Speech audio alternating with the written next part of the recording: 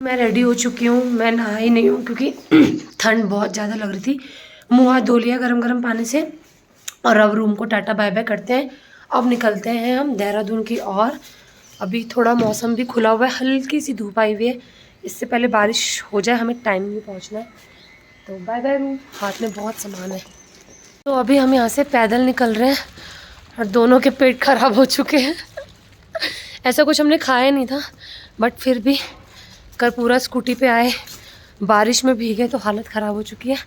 अभी हम चढ़ाई चढ़ रहे हैं क्योंकि यहाँ से हम स्कूटी पे नहीं जा सकते।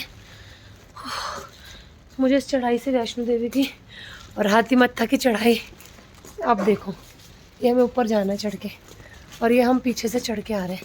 एकदम ऊपर ऐसे जा रहा है। ओह थक गए यार इसी में। चलो आजा। और ये नज़ारा भाई साहब, ब्यूटी तो इन पहाड़ों पे ही है मोस्टली। बहुत ही सुंदर ये बादल, लग रहा है ट्रैकिंग कर रहे हैं हम। आजा, हिम्मत ना हारते हुए अभी हमें ये चढ़ाई और चढ़नी है। तो चलो माता रानी, हे माता रानी याद आ रही है। वैसे ही रास्ता लग रहा है। रूट से डॉगीज, बाय बेटा, बाय बाय बाय। वापस पूरा पैक्ड हो चुकी हूँ फॉर द सेफ्टी रीज़न। धूप तो अभी निकली है, बट क्या पता आगे जाके अगर बारिश मिल गई तो वहाँ हम रोक के पहन नहीं सकते, इसलिए मैंने रेनकोट पहन लिया है। और अब निकलते हैं मैं। और कल तो बारिश की वजह से पूरा व्यू मैं अच्छे से इंजॉय नहीं कर पा रही थी, इतना भीग गई थी, कुछ नहीं मन कर रहा था। देखूँ ब्लॉगिंग भी पूरी तरीके से नहीं करवाई। बट अब मौसम भी अच्छा हो रखा है, टच वुड, धूप भी निकली हुई है पहाड़ पे, तो पूरा व्यू मैं अच्छे से एंजॉय करते हुए जा रही हूँ। बहुत मज़ा आ रहा है। एक ये नज़ारा इतना ही सुंदर। जॉगिंग करते हुए इतनी ठंड में। सो अब थोड़ी सी बातचीत कर लेते हैं, क्योंकि ये ट्रिप मेरे लिए बहुत एडवेंचरस रही है, तो बहुत ज़रूरी है कि मैं बताऊँ कैसे कैसे हम यहाँ तक पहुँचे हैं। तो हम देहरादून पहुँचे, बारिश स्टार्ट हो चुकी थी। जैसे ही हम बस से उतरे थे बारिश हो रही थी, और फिर उसके बाद मैंने सोचा बारिश बहुत ज़्यादा हो रही है तो हमें देहरादून ही रुक जाना चाहिए। वहाँ हमने रूम लिया, बट नहीं, मुझे तो था कि एडवेंचर करना है, फील करना है, बारिश में भीगते हुए आगे जाना है। तो मेरा मन नहीं माना, तो वहाँ हम 2-2.5 घंटे रुके। वहाँ हमने रूम लिया, रूम हमें पड़ा 1800 का। तो वहाँ हमने 2-2.5 घंटे रुके अपना।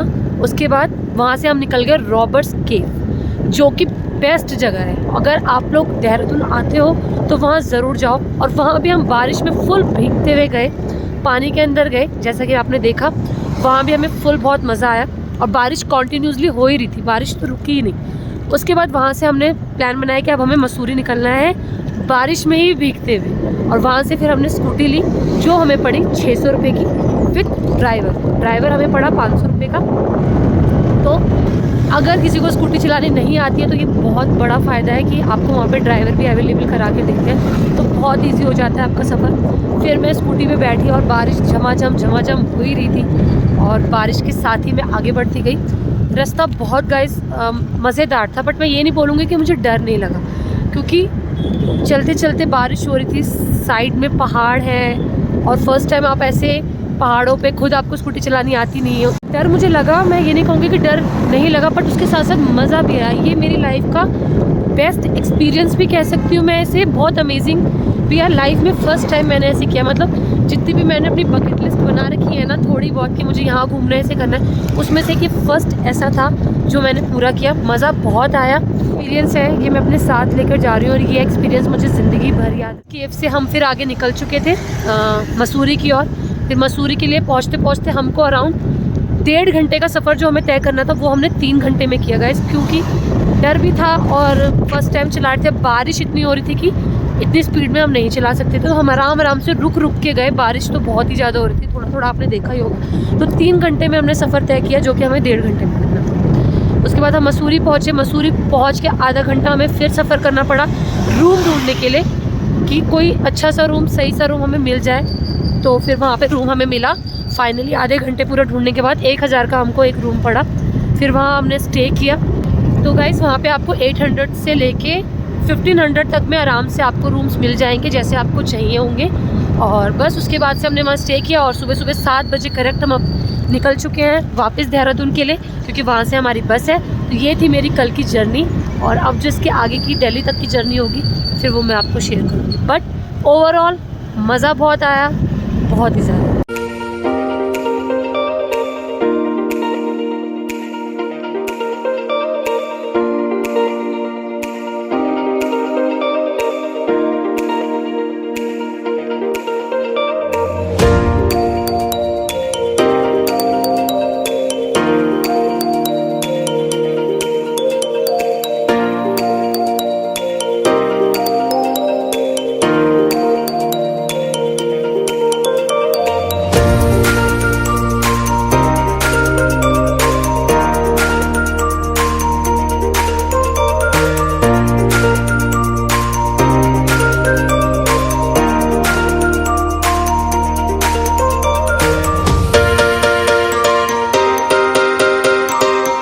हमारी इलेक्ट्रिक बस दिल्ली तक के लिए जो आ चुकी है। फाइनली मैं पहुंच चुकी हूँ घर। आ जाओ बाबू। तो अब हम मिलेंगे सिम्बा से। ओ जी सिम्बा, हाँ हाँ हाँ कर तो रही हूँ, नहीं करना मुझे।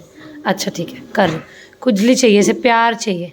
मैंने नहा धो के कर लिया है चेंज, और इस व्लॉग को करती हूँ यहीं पे एंड। जल्दी ही मिलूंगी अपने नेक्स्ट व्लॉग में। तब तक आप इस व्लॉग को, इस वीडियो को बहुत सारा प्यार दो, बहुत सारा लाइक करो, चैनल को सब्सक्राइब करो, वीडियो को शेयर करो। मिलते हैं जल्दी नेक्स्ट व्लॉग में। Bye bye, take care.